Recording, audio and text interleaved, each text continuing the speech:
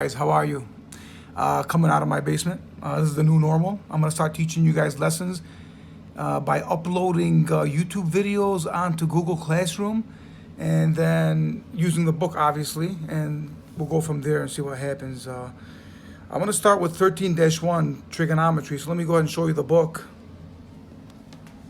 13-1, exploring periodic functions. So 13-1, we're going to start with example 1. And I have a couple vocabulary words and stuff that I want you to copy down.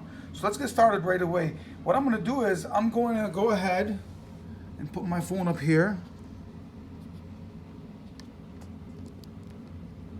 And then what we're going to do is, as I write, please take these notes.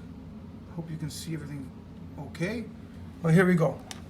Section 13-1. Is periodic functions. It's the start of trigonometry, so we really have to understand what periodic functions are, because trig functions are periodic functions. So I have some vocabulary here I want you to copy down.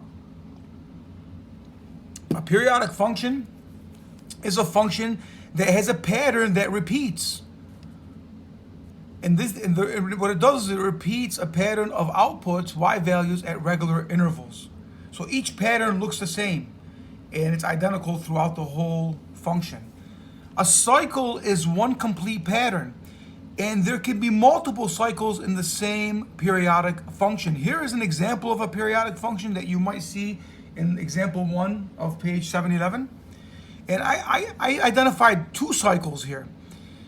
A cycle is one complete pattern.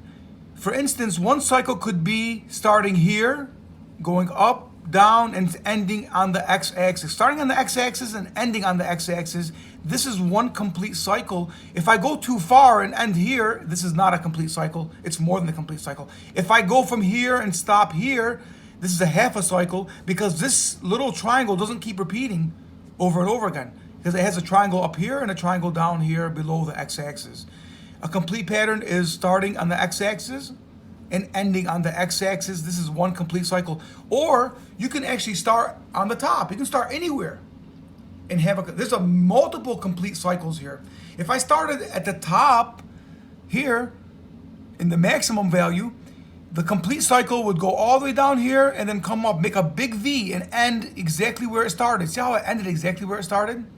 This is one complete cycle here. And that keeps repeating over and over again. If you look, you can keep drawing big V's all the way through this function. That's a complete cycle. You know what? There's a third one I can show you. There's multiple ones I can show you. What if I started here at the bottom? What would the complete cycle be? Think about that. Where would it end? You see, this one started on the x-axis and ended on the x-axis. This one started at the maximum and ended at the maximum value. Where do you think this is going to end? It's going to start here at the minimum. It's going to end, right over here at the minimum. So it always starts and ends in the same spot. So that's 3 complete cycles. There's looks like an A here. This one is just a little squiggly line. Looks like a little Z, a sideways Z. This one's looks like a V. Those are 3 different cycles. They wanted us to identify 2 of them. I highlighted the 2 cycles. A period is the horizontal length of each cycle, and they'll all be the same. Each cycle, no matter which one I pick, has the same horizontal length, and that's the period of the function. Okay, so to find the period, you can literally just count from the start to the finish, or you can subtract the x values of these 2 points, here and here, or here and here, or here and here. If you subtract the x values, you find the horizontal length. That's going to be very important for us to know. Okay, let's look at example 1. Example 1 in your book, there are 2 graphs. I'm going to go ahead and show them to you, and then come back and put this back on my little Elmo. So here we go. This is example 1. If you look, they want us to identify one cycle 2 different ways, and they want us to find the period. I drew the function kind of on my paper, but this is more accurate because it has numbers. Okay, so if we look at what they did, is they started at the top and they went down and back up. That's one complete cycle. Started at the top, ended at the top. That's one cycle. They found another one, like I did. They started on the x-axis. They started here on the x-axis and ended here on the x-axis. This is one complete cycle. If you look, This cycle repeats over and over again. 1, 2, 3, 4, to infinity. So does this cycle, the first one they showed. 1, 2, 3, 4, to infinity. And to negative infinity also. So we just identified 2 complete cycles here. Again, I'm going to show you a third one. I can start here and end where? Here. That's another one. That's a third one, but they only want 2. The period is the length, the horizontal length of each cycle. If we look at this period, it starts here, the cycle starts here and ends here, right? So the length of this cycle, the horizontal length, is the period. It starts at 2 and ends at 6. Isn't that 6 minus 2? Isn't that equal to 4? So the period is 4.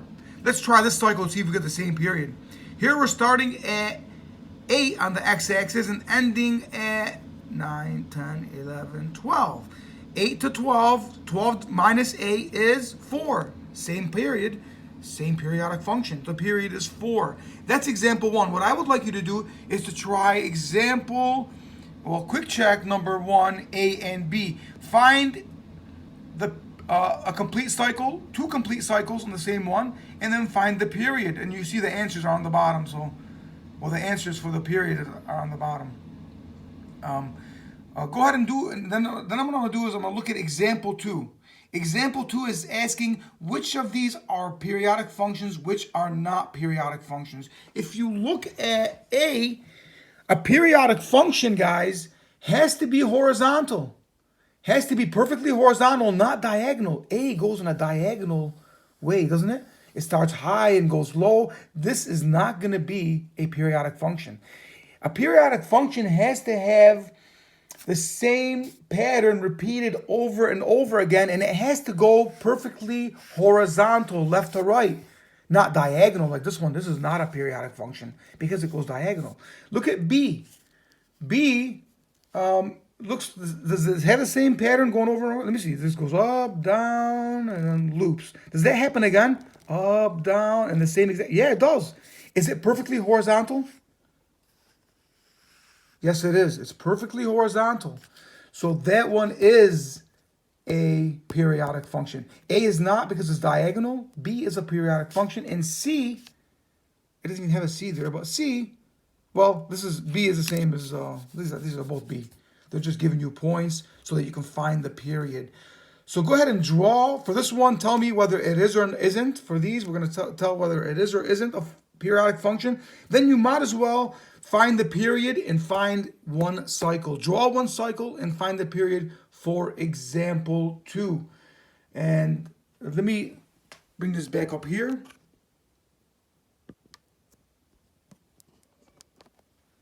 And let's look at example 2. I wrote down a couple of things that you need to write down for example 2. So go ahead and copy example 2. Copy what I wrote. It says identify whether a function is periodic or not. Number 1, periodic functions must have a repeating pattern. The pattern must repeat over and over again and be identical. Number 2, they must run horizontally, not diagonally. You see, in example 2a, it ran diagonally. It's not a periodic function. B ran horizontally, and the same pattern repeated over and over again. B was a periodic function. Go ahead and do that. Then when you are finished, please do quick check number 2 on the other page. Identify whether they are periodic functions or not. And then find the period. You might as well find the period too. Thank you guys. I'll be posting more of these, and I'll be also, whenever I post something on Google Classroom, I think I'm going to send you a reminder also. Thank you guys.